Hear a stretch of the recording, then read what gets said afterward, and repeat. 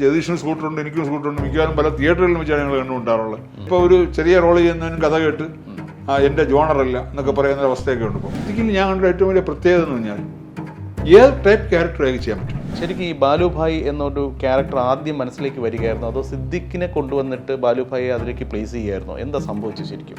അതിൻ്റെ പിന്നിൽ ഒരു കഥയുണ്ട്. ആ കഥ പറയാതെ അതിലോട്ട് കണക്ട് ചെയ്യാൻ പറ്റില്ല.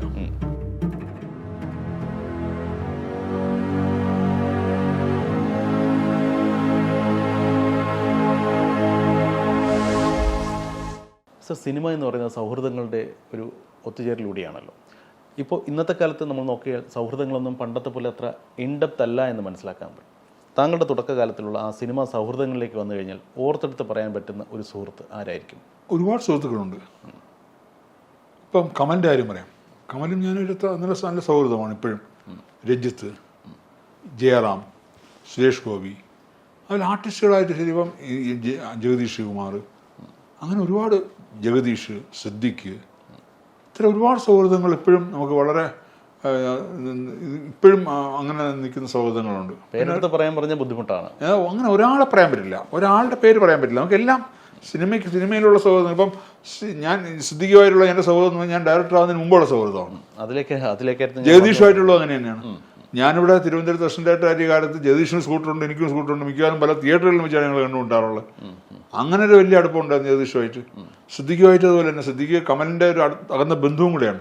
കമലിൻ്റെ ആദ്യ സിനിമ മിഴിനീർ പോലുള്ള സിനിമയിൽ ചെറിയ വേഷം അഭിനയിക്കാൻ വേണ്ടി വന്ന ആളാണ് സിദ്ദിഖ്. അവിടെ വെച്ച് ഞാൻ ചില ആൾക്കാരുമായിട്ട് നമുക്കൊരു പരിചയപ്പെട്ട് കഴിയുമ്പോൾ ചില അവരുമായിട്ട് നമുക്കുണ്ടാകുന്ന ഒരു അടുപ്പം, അത് ഞാൻ എപ്പോഴും കണക്കാക്കുന്നത് ഒരു മുജ്ജന്മ ബന്ധമായിരിക്കും. എല്ലാവരോടും നമുക്ക് അങ്ങനെ ഒരു ബന്ധം വരില്ല. ഒരാളെ പരിചയപ്പെട്ട് കഴിഞ്ഞാൽ അയാളെ പറ്റി നമ്മളിങ്ങനെ കൂടുതൽ അടുപ്പം വരണമെങ്കിൽ എവിടെയോ അയാളുമായിട്ടൊരു കണക്ഷൻ ഉണ്ടാവും. മനസ്സിലായി. ആ കണക്ഷൻ എന്ന് പറയുന്നത് മിക്കവാറും നമ്മുടെ മുജ്ജന്മ ബന്ധമായിട്ടാണ് ഞാൻ കണക്കാക്കുന്നത്. ഈ പറയുന്ന സിദ്ദിഖിൻ്റെ കാര്യം തന്നെ പരിശോധിക്കുകയാണെങ്കിൽ താങ്കളുടെ ആദ്യ ചിത്രം മുതൽ ത്രൂ ഔട്ട് ഇങ്ങോട്ടുള്ള ഒട്ടുമിക്ക ചിത്രങ്ങളിലും നല്ല നല്ല വേഷങ്ങൾ അദ്ദേഹത്തിന് ലഭിച്ചിട്ടുണ്ട്. ഇപ്പോൾ ഒരു സിദ്ദിഖ് ഇടയ്ക്ക് വെച്ച് സിനിമയിൽ നിന്ന് ഔട്ടായി നിന്ന ആ ഒരു കാലഘട്ടം, അതിനുശേഷം അദ്ദേഹം ശക്തമായൊരു തിരിച്ചുവരവ് നടത്തുന്ന താങ്കളുടെ സത്യമേവ ജയതയിലെ ബാലുഭായ് ശ്രദ്ധിക്കപ്പെട്ടൊരു കഥാപാത്രം. എനിക്കൊന്ന് അദ്ദേഹത്തിൻ്റെ കരിയറിൽ തന്നെ വലിയൊരു ബ്രേക്കായി മാറിയൊരു ചിത്രമാണ്. അപ്പോൾ അദ്ദേഹമായിട്ടുള്ള സൗഹൃദങ്ങൾ ഇപ്പോൾ താങ്കൾ തന്നെ നേരത്തെ പറഞ്ഞു സിനിമയ്ക്ക് മുൻപേ ഉള്ള ബന്ധമാണ്. എങ്ങനെയായിരുന്നു സിദ്ദിഖുമായിട്ടുള്ളൊരു സൗഹൃദം താങ്കൾ തുടങ്ങുന്നത്? സിദ്ദിഖുമായി ഞാൻ പരിചയപ്പെടുന്നത് കമലിൻ്റെ മിഴിനീർ പൂക്കൾ എന്ന സിനിമയിൽ. കമലിൻ്റെ ഒരു അകന്ന ബന്ധുവാണ് സിദ്ദിഖ്. ഒരു ചെറിയ വേഷം അഭിനയിക്കാൻ വന്ന സിദ്ദിഖ് അവിടെ. കമൽ എന്നെ പരിചയപ്പെടുത്തി. അപ്പം ഞങ്ങൾ ഇതിന് മാറി ഒരുപാട് സംസാരിച്ചു. അപ്പം ഞാൻ പറഞ്ഞു നേരത്തെ നമുക്ക് ചില ആൾക്കാരോട് നമുക്ക് പെട്ടെന്നൊരു ബന്ധം അടുപ്പം വരും. അത് കഴിഞ്ഞ് സിദ്ദിഖ് അന്ന് മൊബൈലൊന്നും ഇല്ലാത്ത കാലം സിദ്ദിഖിൻ്റെ ഫോൺ നമ്പർ എനിക്ക് തന്നു. എൻ്റെ ഫോൺ നമ്പർ വീട്ടിലെ ഫോൺ നമ്പർ സിദ്ദിഖിന് കൊടുത്തു. പിന്നെ ഞാൻ എറണാകുളത്ത് വരുമ്പോഴൊക്കെ സിദ്ദിഖിനെ വിളിക്കും. അപ്പോൾ സിദ്ദിഖ് ഇടവനക്കാട് എന്ന സ്ഥലത്ത് താമസിക്കുന്നു. അവിടുന്ന് മറ്റേ ബോട്ടിലൊക്കെ കയറി വേണം കൊച്ചിയിലെത്താൻ. സിദ്ദിഖ് വരും. പിന്നെ എൻ്റെ പല സിനിമകളിലും ഞാൻ മനസ്സിൽ ആഗ്രഹിക്കുന്ന സിനിമ മോഹൻലാലിനെ വെച്ച് സിനിമ ചെയ്യാൻ പോയപ്പോഴും അതിൻ്റെ കഥയൊക്കെ പോയി സിദ്ദിഖിൻ്റെ അടുത്ത് ഡിസ്കസ് ചെയ്തു. സിദ്ദിഖ് ഒരു കഥ കേൾക്കാനും സജഷൻ പറയാനും നല്ലൊരു കേൾവിക്കാരനുമാണ്. സിനിമ സെൻസ് നല്ല സെൻസുള്ള ആളാണ്. ഇന്ന് പുള്ളി ഈ അഭിനയിക്കാൻ തുടങ്ങുന്നേ ഉള്ളൂ. പുള്ളിയുടെ ഉള്ളിൽ ഒരു ഡയറക്ടറും ഉണ്ട്. ഡയറക്ടർ അങ്ങനെ തോന്നിയിട്ടില്ല എനിക്ക്. ഇല്ല. കഥ കേൾക്കാൻ താല്പര്യമുണ്ട്. പിന്നെ ടെക്നീഷ്യൻ ഉണ്ട് പുള്ളിയുടെ ഉള്ളിലൊരു പല കാര്യങ്ങളിലും പുള്ളിക്ക് ഒരു ചില ക്ലാരിറ്റി ഉണ്ട് പുള്ളിയുടെ. അപ്പം അന്നൊന്നും അറിയില്ല. അന്ന് സിദ്ദിഖ് ഒരു തമാശക്കാരനെന്നുള്ള രീതിയിൽ നമ്മൾ കാണുന്നത്. കഥകളൊക്കെ ഡിസ്കസ് ചെയ്യും. അത് എൻ്റെ ആദ്യത്തെ സിനിമയിൽ ആക്ച്വലി സിദ്ദിഖിന് ഒരു വേഷവും ഇല്ല. ത്യാഗരായൻ മെയിൻ വേഷം ചെയ്യാൻ പറ്റാത്തതുകൊണ്ട് ത്യാഗരായനാണെങ്കിൽ വില്ലനായിട്ട് കാസ്റ്റ് ചെയ്തത്. കുറച്ച് ദിവസങ്ങൾ മതി എന്നുള്ളതുകൊണ്ട് വില്ലനായിട്ട് പുള്ളി ചെയ്തു. ആ വില്ലൻ്റെ കൂടെ വെറും കൂടെ കൈയും കെട്ടി പുറകെ നിൽക്കുന്ന ഗൂണ്ടകൾ, അങ്ങനെ ഒരു ഗൂണ്ടയായിട്ടാണ് സിദ്ദിഖ് ആ സിനിമയിൽ അഭിനയിക്കുന്നത്. ഒന്നും ചെയ്യാനില്ലാത്ത വേഷം. അത് കഴിഞ്ഞ് അടുത്ത സിനിമ, രണ്ടാമത്തെ സിനിമ വന്നപ്പോൾ അതിനകത്തൊരു ശ്രദ്ധിക്കപ്പെടുന്നൊരു വേഷം. കുറച്ചേ ഉള്ളൂ, ഒരു ഫ്ലാഷ് ബാക്ക് വരുന്ന. പക്ഷെ ആ ക്യാരക്ടറാണ് ആ സിനിമയുടെ ഏറ്റവും വലിയ ട്വിസ്റ്റ്. അങ്ങനെ ആ വേഷമാണ് സിദ്ദിഖ് ചെയ്തത്. അതിൽ സുവേട്ടനാണ് അതിലൊരു പ്രധാന പോലീസ് ഓഫീസർ വേഷം ചെയ്തത്. സുവേട്ടനുമായിട്ട് എനിക്ക് നല്ലൊരു റാപ്പോർട്ട് ഉണ്ടായിരുന്നു, നല്ലൊരു അടുപ്പമുണ്ടായിരുന്നു. അപ്പോൾ സുവേട്ടനായാലും മെയിൻ വേഷം പോലീസ് ഓഫീസർ വേഷമാണ്. സുവേട്ടൻ ഇങ്ങനെ പോലീസ് ഓഫീസർ ഓക്കെ ചെയ്യാം. അന്നത്തെ പോലെ ഇന്നത്തെ പോലെ കഥ പറച്ചിലൊന്നും ഇല്ല അന്ന് സിനിമയിൽ. ഡയറക്ടർക്കും റൈറ്റർക്കും ഓക്കെ ആണെങ്കിൽ ആക്ടർ ഓക്കെയാണ്. കഥയൊക്കെ സെറ്റിൽ വന്നിട്ടാണ് നമുക്കൊരു ഇപ്പം ഒരു ആർട്ടിസ്റ്റിനെ നമ്മൾ വിളിക്കുമ്പോൾ ആ ആർട്ടിസ്റ്റ് ആ ക്യാരക്ടറിന് ഓക്കെ ഉണ്ടല്ലോ വിളിക്കുന്നത്. അല്ലാതെ ഇപ്പം അങ്ങനെയല്ല. ഇപ്പോൾ ഒരു ചെറിയ റോൾ ചെയ്യുന്നതിനും കഥ കേട്ട് എൻ്റെ ജോണറല്ല എന്നൊക്കെ പറയുന്ന അവസ്ഥയൊക്കെ ഉണ്ട്. ഇപ്പം അതൊക്കെ പോട്ടെ. ഈ സിനിമയുടെ ഇപ്പോഴത്തെ ഒരു കാലഘട്ടത്തിലേക്ക് നമ്മൾ വന്നു കഴിഞ്ഞാൽ സാർ, ഇപ്പോൾ താങ്കളുടെ ഒരു തുടക്കത്തിൽ ഇപ്പോൾ ആദ്യം ഒരു താരത്തെ മാത്രം കേന്ദ്രീകരിച്ചിട്ടുള്ള ചിത്രങ്ങളായിരുന്നു. പക്ഷേ പിന്നീട് കുറച്ചങ്ങോട്ട് സഞ്ചരിക്കവേ ഒന്നോ അതിലധികമോ നായകന്മാർ, ഇപ്പോൾ സിദ്ദിഖും ജഗദീഷും, അങ്ങനെ ഒരു സ്ഥിരം ഒരു കോമ്പിനേഷൻ, അങ്ങനെ ഒരുപാട് ചിത്രങ്ങൾ താങ്കൾ പരിഗണിച്ചിട്ടുണ്ട്. ഒരു പരീക്ഷണ ചിത്രങ്ങളായിട്ട് വന്ന പലതും വിജയിച്ചിട്ടുമുണ്ട്. അപ്പോൾ അതിലെല്ലാം സിദ്ദിഖിനെ തന്നെ പരിഗണിക്കാനുണ്ടായ കാരണം അദ്ദേഹത്തുമായിട്ടുള്ള സൗഹൃദമാണോ അതോ അതിനപ്പുറത്തേക്ക് ആസ് ആൻ ആക്ടർ അദ്ദേഹത്തിന് കൊടുക്കുന്ന ഒരു റെസ്പെക്റ്റ് ആയിരുന്നോ? സൗഹൃദം മാത്രം കൊണ്ടൊരു ആക്ടറെ നമുക്ക് കാസ്റ്റ് ചെയ്യാൻ പറ്റില്ല.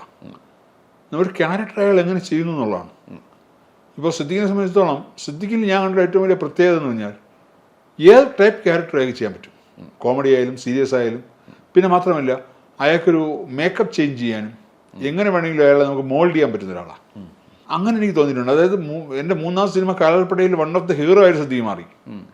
അതിൽ റഹ്മാനും ജയറാമും സിദ്ദിഖുമായിരുന്നു. 3 നായകന്മാരുടെ കഥയാണത്. അത് സിദ്ദിഖ് മരിച്ചു പോകുന്നു, ഇടയ്ക്ക് വെച്ച് മരിച്ചു പോകുന്ന ക്യാരക്ടർ അങ്ങനെ ചെയ്തു. അപ്പോൾ എനിക്ക് അയാളെ ഏത് രീതിയിൽ മോൾഡ് ചെയ്യാൻ പറ്റുന്ന ഒരാളാണ് അയാൾ. ഇപ്പം പക്ക ഒരു കോമഡി മാത്രമല്ല അയാൾ. ഇപ്പം എൻ്റെ ഒരു സിനിമയിൽ ഒരു കോമഡി ചെയ്തിട്ടില്ല എന്നുള്ളതാണ്. ചെയ്തിട്ടുണ്ടെങ്കിൽ പിന്നെയുള്ള സിനിമകളിലാണ് ഡേവിഡിലോ വിറ്റ്നസ്സിലോ കാലാൾപ്പടയിലോ അങ്ങനെയുള്ള സിനിമകളിലൊന്നും അയാൾ കോമഡി ചെയ്തിട്ടില്ല. പിന്നെ തിരുതൽവാടി പോലുള്ള ചില സിനിമകളിലാണ് പിന്നെ കോമഡി ചെയ്തിട്ടുള്ളത്. അപ്പോൾ അതുകൊണ്ട് അയാളെ സംബന്ധിച്ചോളം അങ്ങനെ ചെയ്യാം. പിന്നെ ആ സമയത്തുള്ള എൻ്റെ രണ്ടാമത്തെ സിനിമ തൊട്ട് കണ്ടിന്യൂസ് എൻ്റെ സിനിമകളിലെല്ലാം ജയറാമായിരുന്നു നായകൻ. ഒരുപാട് ചിത്രങ്ങൾ, ഒരുപാട് സിനിമകൾ. അപ്പോൾ അതിനുശേഷം എനിക്കൊരു ഗ്യാപ്പ് വന്നു സിനിമയിൽ. ഞങ്ങൾ ജയറാമിനെയും മുകേഷിനെയും വെച്ചിട്ട് സിനിമ പ്ലാൻ ചെയ്ത് ഷൂട്ടിംഗ് തുടങ്ങുന്ന 2 ദിവസം മുമ്പ് ആ സിനിമ നിന്നുപോയി ചില പ്രത്യേക സാഹചര്യത്തിൽ.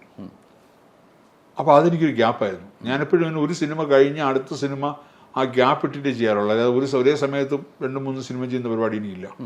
കമ്മിറ്റ് ചെയ്യും, അടുത്തൊരു പടം കമ്മിറ്റ് ചെയ്യും, പക്ഷേ അതിൻ്റെ ഡേറ്റൊക്കെ വാങ്ങിച്ചു വയ്ക്കുന്നത് പിന്നെ ആയിരിക്കും. പക്ഷേ ഈ സമയത്ത് എന്തോ പ്രത്യേക സാഹചര്യത്തിൽ ആ സിനിമ നടന്നില്ല, അങ്ങനെ ഒരു ഗ്യാപ്പ് വന്നു. ആ സമയത്ത് ജയറാം കുറച്ച് തമിഴിലോ നിന്നിട്ട് പടങ്ങളിലൊക്കെ ജയറാം അങ്ങോട്ടും ഇങ്ങോട്ടുമൊക്കെ മാറിപ്പോയി. അങ്ങനെ ആ ഗ്യാപ്പിന് ശേഷം ഞാനൊരു സിനിമ ചെയ്യാൻ പോയപ്പോൾ യഥാർത്ഥത്തിൽ പറഞ്ഞാൽ കലൂർ ഡെന്നീസാണ് സ്ക്രിപ്റ്റ് ചെയ്തത്. അതാണ് കുണുക്കിട്ട കോഴി എന്ന സിനിമ. അത് സിമ്പിൾ ബഷീർ, അദ്ദേഹം ഇപ്പോൾ ജീവിച്ചിരിപ്പില്ല, അദ്ദേഹമാണ് അത് പ്രൊഡ്യൂസ് ചെയ്തത്. അപ്പോൾ അദ്ദേഹം മുമ്പ് മിമിക്സ് പരേഡ് എന്നൊക്കെ സിനിമ ചെയ്ത് അദ്ദേഹം വളരെ ശ്രദ്ധേയനായ ഒരു പ്രൊഡ്യൂസറാണ്. അപ്പം അദ്ദേഹം വളരെ കോൺഫിഡൻസ് ഉള്ള പ്രൊഡ്യൂസറാണ്. അപ്പം ഇങ്ങനൊരു സിനിമ കഥ ഇങ്ങനെ ആലോചിച്ചു. ഇങ്ങനെ കലൂർ ഡെന്നീസ് കഥ പറഞ്ഞു, കഥ രസമായിട്ട് തോന്നിയിട്ടുണ്ട്, 2 ചെറുപ്പക്കാരെ കഥ. അപ്പോൾ നമ്മളത് തീരുമാനിച്ചത് ജയറാമും മുകേഷും. അതിന് തൊട്ട് മുമ്പുള്ള സിനിമ അവരെ വെച്ചാണ് ചെയ്യാൻ പോയത്. സിനിമ നടക്കാതെ പോയതാണ്. അപ്പോൾ അതേ അവരെ കാസ്റ്റ് ചെയ്യാം. പക്ഷേ ആ ഡേറ്റ് ഇവർ രണ്ടുപേരും തിരക്കായിരുന്നു. ആ ഡേറ്റിന് ഉദ്ദേശിക്കുന്ന സമയത്ത് ഇവർ രണ്ടുപേരും ഫ്രീ അല്ല. മാത്രമല്ല അത് കഴിഞ്ഞാൽ ആ ഡേറ്റിൽ ആ പടം ചെയ്തില്ലെങ്കിൽ ഞാൻ തൊട്ടടുത്ത് ചെയ്യേണ്ട പടം മമ്മൂക്കയുടെ പടം സൂര്യമാനസം ഞാൻ ഓൾറെഡി കമ്മിറ്റഡ് ആണ്. അപ്പോൾ അത് എനിക്ക് 1991 ആണത്. 91 ഡിസംബറിൽ ആ പടത്തിന് ഷൂട്ടിംഗ് തുടങ്ങണം. അതിന് മുമ്പ് ഈ സിനിമ ചെയ്തില്ലെങ്കിൽ പിന്നെ ആ സിനിമ കഴിഞ്ഞിട്ടേ ചെയ്യാൻ പറ്റും. അപ്പം സിമ്പിൾ ബഷീർ പറഞ്ഞില്ല, ഇനി നമുക്ക് ഈ സിനിമ ഇപ്പോൾ ചെയ്തേ പറ്റുള്ളൂ, നമുക്ക് അങ്ങനെ അവർക്ക് വേണ്ടി വെയിറ്റ് ചെയ്യാൻ പറ്റില്ല, മുകേഷ് ജയറാം അവർക്ക് വേണ്ടി വെയിറ്റ് ചെയ്യാൻ പറ്റില്ല. അപ്പോൾ ആരെ ഇടാം? ആ സമയത്താണ് തൊട്ട് മുമ്പ് ഒരു ഗ്രൂപ്പ് സിനിമ വന്നു, ഹരിഹർ നഗർ എന്ന് പറഞ്ഞിട്ട്.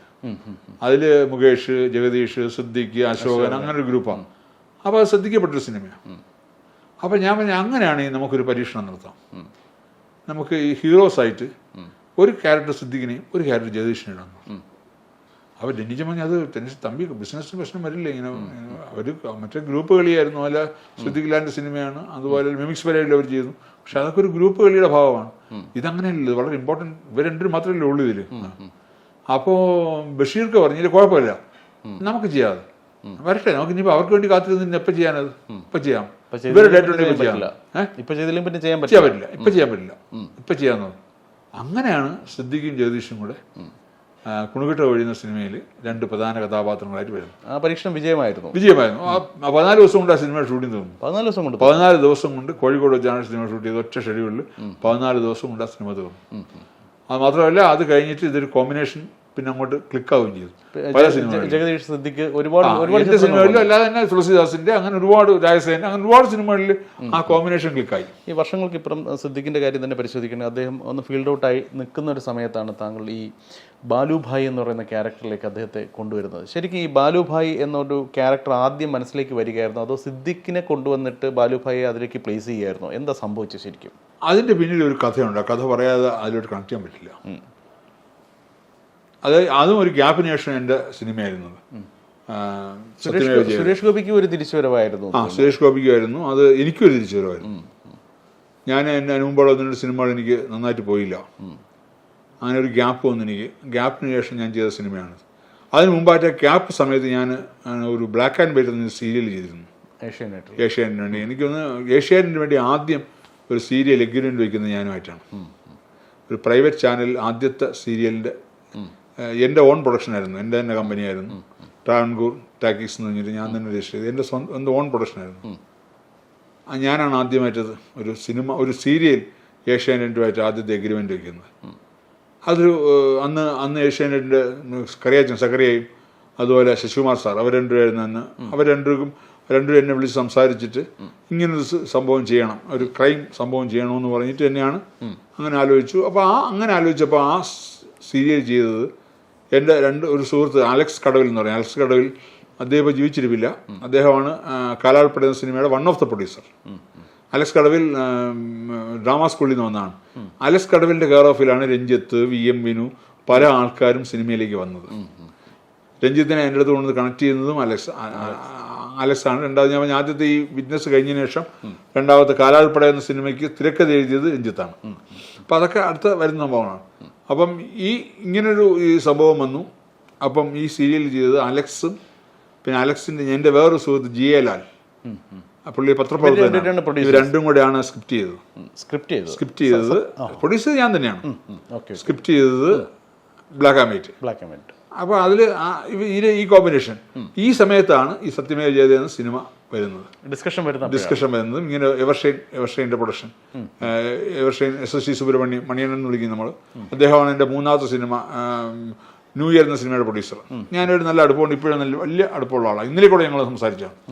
അപ്പോൾ അദ്ദേഹം ഇങ്ങനൊരു സിനിമ ചെയ്യണമെന്ന് പറഞ്ഞു വന്നു. അപ്പോൾ സുരേഷ് ഗോപി വെച്ചാണ് സിനിമ ചെയ്യുന്നത്. അപ്പോൾ സുരേഷ് ഗോപി സ്റ്റാറായി നിൽക്കുകയാണ്. പക്ഷേ ആ സമയത്ത് ഒന്നിൻ്റെ പടങ്ങളൊക്കെ പുള്ളിക്ക് മോശമായി പോയി അങ്ങനെ നിൽക്കുന്ന അവസ്ഥയാണ്. അപ്പോൾ എങ്ങനത്തെ സിനിമ ചെയ്യാം, ആക്ഷൻ ഓറിയൻറ്റഡ് സിനിമ തീരുമാനിച്ചു. ആരെ കൊണ്ട് എഴുതിക്കാം. അപ്പം ഞാൻ എൻ്റെ ബ്ലാക്ക് ആൻഡ് വൈറ്റ് എഴുതിക്കൊണ്ടിരിക്കുന്ന അലക്സും ലാലും ഇവരാണ് ഞാൻ സജസ്റ്റ് ചെയ്തത്. ഇവരാണ് അതിൻ്റെ സ്ക്രിപ്റ്റ് ചെയ്തു. പല ഡിസ്കഷൻ കഴിഞ്ഞു.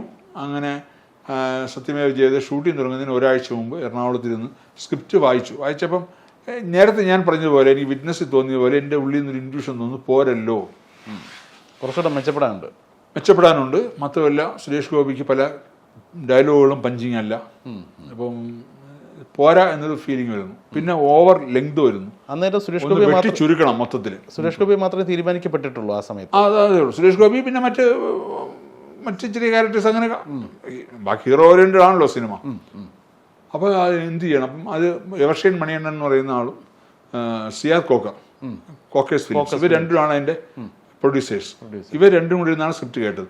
എല്ലാവർക്കും തോന്നി കുറച്ചുകൂടെ എന്തോ ഒന്നാമത് ലെങ്ത് കൂടുതലാണ്, ഇത്രയും ലെങ്ത് വേണ്ട, വെട്ടിച്ചുരുക്കണം, കുറച്ചുകൂടെ ഒന്ന് ഷാർപ്പ് ചെയ്യാനുണ്ട് തോന്നി. അപ്പോൾ എന്ത് ചെയ്യണമെന്ന് ഇങ്ങനെ ആലോചിച്ചുകൊണ്ടിരിക്കുന്ന സമയത്ത് യാദൃശ്ചികമായിട്ട് രഞ്ജിത്ത് എറണാകുളത്ത് വരും. വന്ന് ഞങ്ങളിങ്ങനെ, അപ്പം രഞ്ജിത്തിൻ്റെ സുഹൃത്താണ് അലക്സും. ഞാൻ പറഞ്ഞല്ലോ അലക്സ് വഴിയാണ്. അലക്സും ഉണ്ട്, GA ലാൽ വന്നിട്ടില്ല, അലക്സ് ഉണ്ട്. അപ്പോൾ അലക്സും രഞ്ജിത്ത് ഞങ്ങൾ, അപ്പോൾ ഞാൻ പറഞ്ഞു രഞ്ജിത്ത് ഒന്ന് നോക്ക് രഞ്ജിത്ത് വേറെ എന്തൊരു ആവശ്യത്തിന് ഞങ്ങളത് വന്നതാണ്. പുള്ളി അന്ന് രാത്രി തിരിച്ചു പോയിരിക്കുകയാണ്.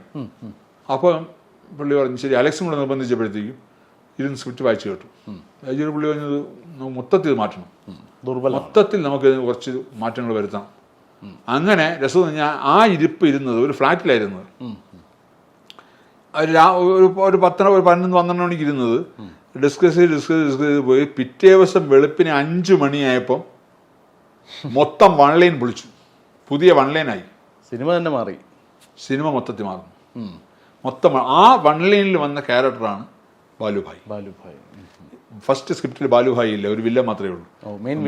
മുഷറഫ് എന്ന് പറയുന്ന ഒരു വില്ലൻ മാത്രമേ ഉണ്ടായിരുന്നുള്ളൂ. ബാലുഭായ് എന്നൊരു ക്യാരക്ടർ, അതായത് കേരളത്തിലൊരു വില്ലൻ വേണം, അവിടുന്ന് വന്ന വില്ലൻ പോരാ, ഇവിടുന്ന് ഒരു വില്ലൻ വേണം എന്ന് തീരുമാനിച്ചിട്ട് ബാലുഭായ് എന്നൊരു ക്യാരക്ടറിനെ അന്ന് ക്രിയേറ്റ് ചെയ്തെടുത്താണ്. ശരിക്കും ബാലുഭായ് ആണ് ശരിക്കും ത്രൂ ഔട്ടായിട്ട് നിൽക്കുന്നത്. അത് അന്ന് ക്രിയേറ്റ് ചെയ്തെടുത്ത വില്ലനാണ്. ആ രാത്രി കൊണ്ട് പിറ്റേ ദിവസം രാവിലെ ആയപ്പോൾ 1 ലൈനായി. ഒറ്റ ഇരിപ്പാണ്, തറയിൽ പായം വിരിച്ച് തറയിലായിരിക്കുന്നത്.